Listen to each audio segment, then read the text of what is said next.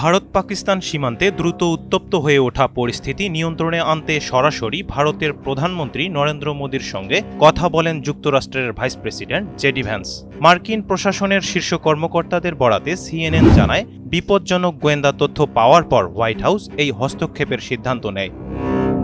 স্থানীয় সময় ৯ মে শুক্রবার সকালে মার্কিন প্রশাসনের কাছে একটি গুরুত্বপূর্ণ ও সংবেদনশীল গোয়েন্দা তথ্য আসে, যার ভিত্তিতে মার্কিন ভাইস প্রেসিডেন্ট জেডি ভ্যান্স, পররাষ্ট্রমন্ত্রী ও অন্তর্বর্তী জাতীয় নিরাপত্তা উপদেষ্টা মার্কো রুবিও এবং হোয়াইট হাউসের চিফ অব স্টাফ সুজি ওয়ালস পরস্পরের মধ্যে আলোচনা শুরু করেন।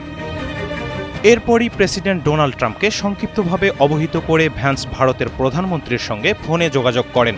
শুক্রবার দুপুরে মোদির সঙ্গে এই আলোচনায় ভ্যান্স জানান, পরিস্থিতি দ্রুতই নাটকীয় মাত্রায় পৌঁছাতে পারে এবং উত্তেজনা নিরসনে ভারত পাকিস্তানের মধ্যে সরাসরি যোগাযোগ জরুরি।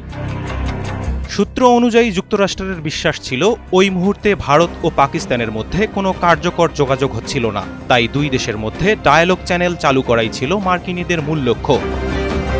ভ্যান্স মোদিকে এমন কিছু বিকল্প প্রস্তাবও দেন যেগুলো পাকিস্তান গ্রহণ করতে পারে বলে যুক্তরাষ্ট্রের ধারণা।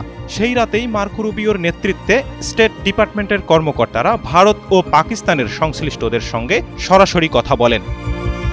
মাত্র ১ মাস আগেই ভ্যান্স ভারত সফর করে মোদির সঙ্গে সাক্ষাৎ করেছিলেন।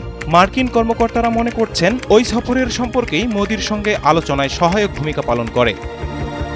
মার্কিন পররাষ্ট্র দপ্তরের মুখপাত্র ট্যামি ব্রুস বলেন, গেল ৪৮ ঘণ্টায় ভ্যান্স ও রুবিও নেতৃত্বে যেভাবে সমন্বয় করা হয়েছে সেটি ওই যুদ্ধবিরতি বাস্তবায়নে মূল চালিকা শক্তি ছিল। এটি এক অসাধারণ কূটনৈতিক সহযোগিতা।